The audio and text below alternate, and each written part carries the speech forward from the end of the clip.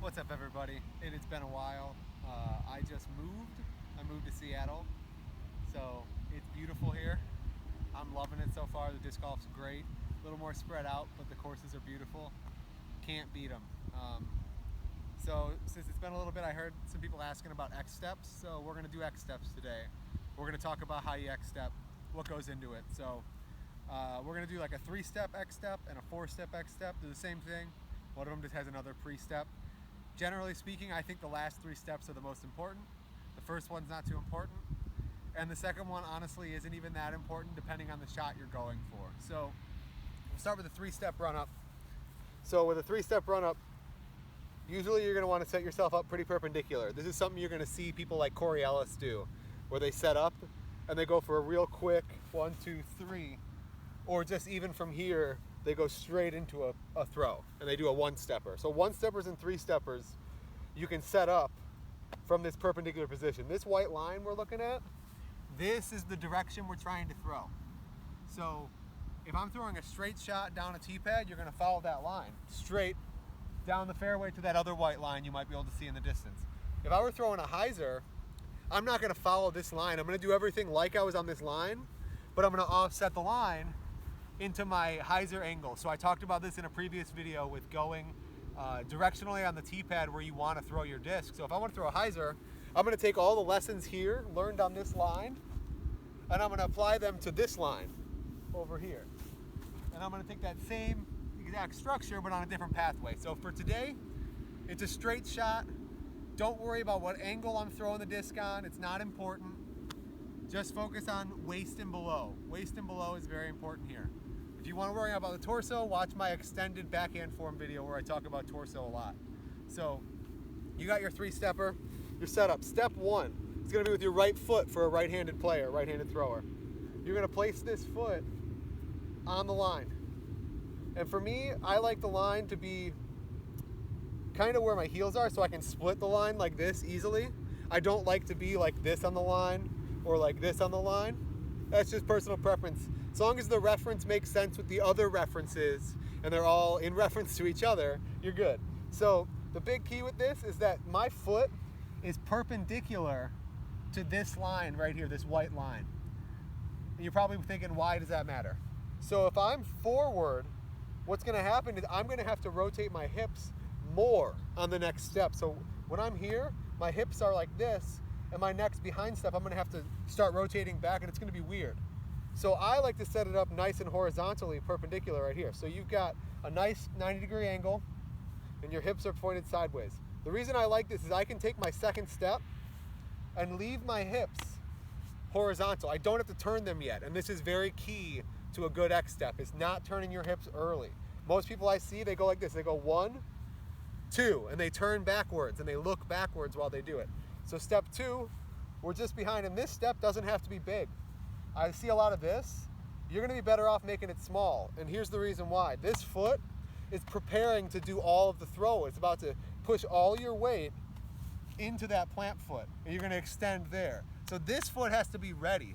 If you're not ready at any point to go, whoop, and be balanced on that foot, if you don't have that balance, you're not gonna be able to control that push and throw.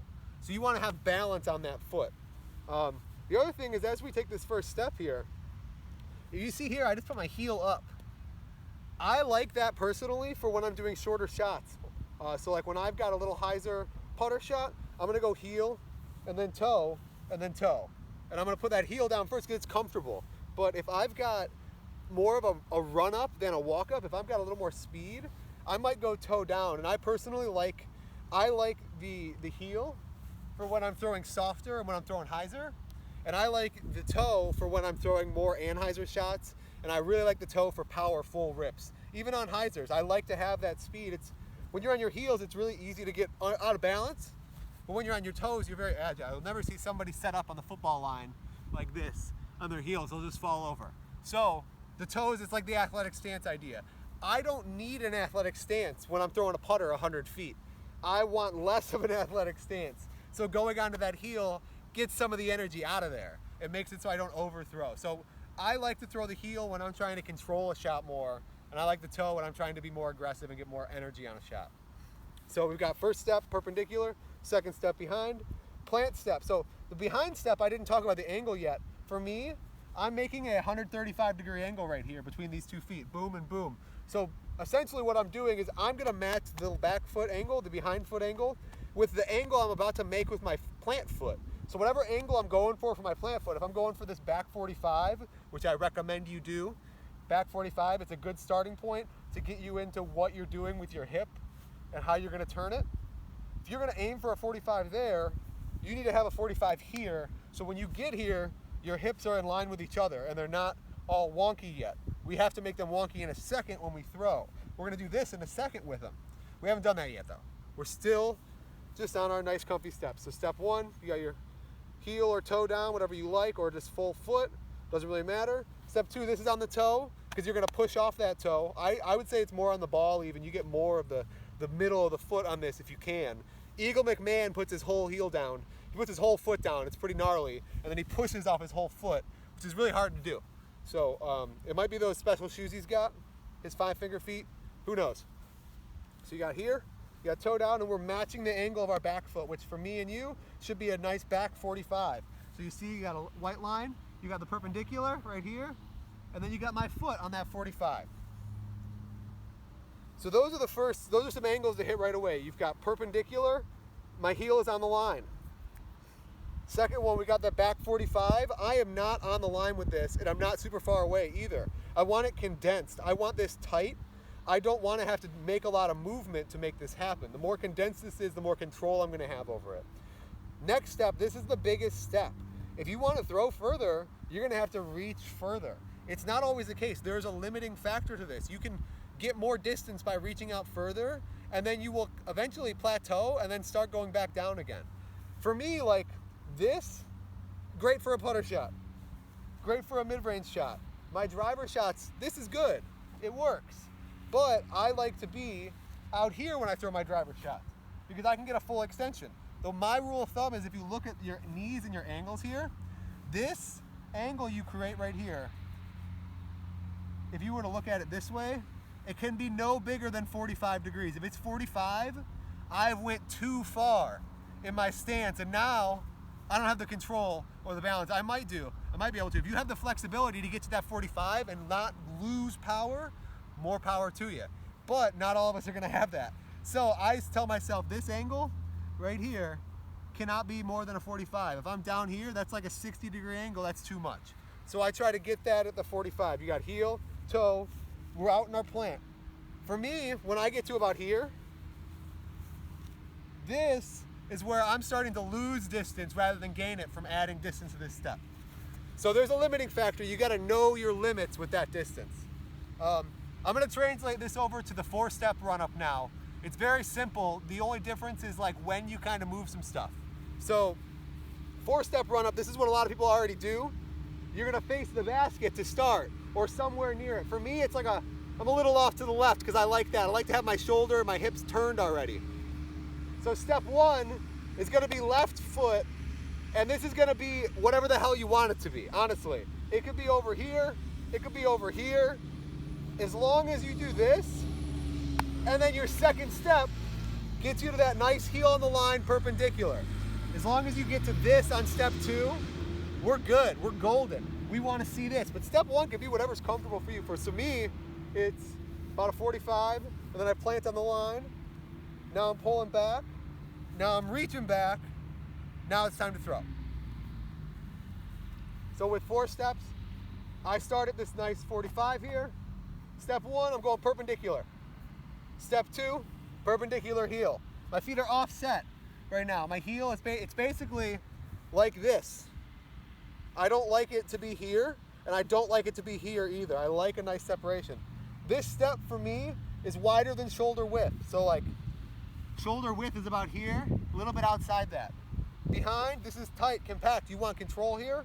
Step 3, plant, get some extension. Make sure this angle doesn't pass that 45. You want it here. You want it nice and smaller. And then from here, you're ready to pull through, turn your shoulders and hips. So you're back, you turn it in, you get down to that heel in that front foot. So this is something we haven't talked about yet. We planted on our toes here. When I take all my energy and I pull it through with my power pocket, I'm gonna drop down to that front heel. I'm gonna go boom into that heel. This leg's gonna straighten, this leg's gonna continue to bend. So I just went from here, I went 2, 3, we're gonna plant out, we're on our toes. We're reaching back, whoa, not enough balance. Now when I turn and transfer my weight, whoop, I've turned and rotated on my back foot, increase this angle a little bit, we're almost to the 45 now. This one you can get past the 45 as long as this one is nice and straight. And from here, as we pull through, our hips and our shoulders are gonna lead over the top of this foot. It's hard to do in slow-mo, but they're gonna go over the top while this rotates. Boom, like this, that's really hard. And then back to the other side. So I'll do some in some regular speed so you can see it. Plant, perpendicular, 45, pull through. Try another one. That one was pretty weak. I'll do one with some more aggression now.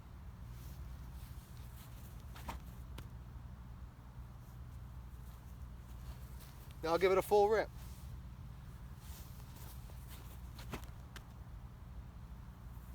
Now I'll do a full rip with a disc. Oh.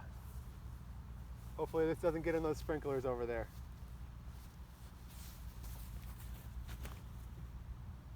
Oh no, it's going porta potties. Well, doink, hit something, sweet. So that disc is flippy, and using some form and stuff that I just refined again here, I do this all the time in my spare time. I make sure this is good for me. Usually don't turn that thing over that much on that much hyzer, so maybe I got a little more power after going through and lining up these angles again. So check your angles of your feet, where they are in relation to each other and your body, and check the distances of your steps, and find a line. Find a nice white line or a parking spot or whatever you can that's a straight line, and try to throw along it and be comfortable staying on the line. It's very important. One last thing that'll help you when you get to the end, I talked about this in my rounding video. When we get here, if you are a rounder, you're gonna see this. Or you're gonna see yourself finish 3 feet to the left of the line. If you're not a rounder, you're gonna see yourself pull all the way through or finish somewhere around here where you're about a half a foot off the line, where your body is still over it. When you're not fully following through, something like this, you're not gonna have the same amount of hip integrity like that. It's not gonna turn as well. So when I do a half follow through, like this, a nice comfortable throw, my middle is right about here. I'm kinda on the line, but it's not that, where my middle is 2 feet off the line. So, thanks for watching. Have a good rest of your day.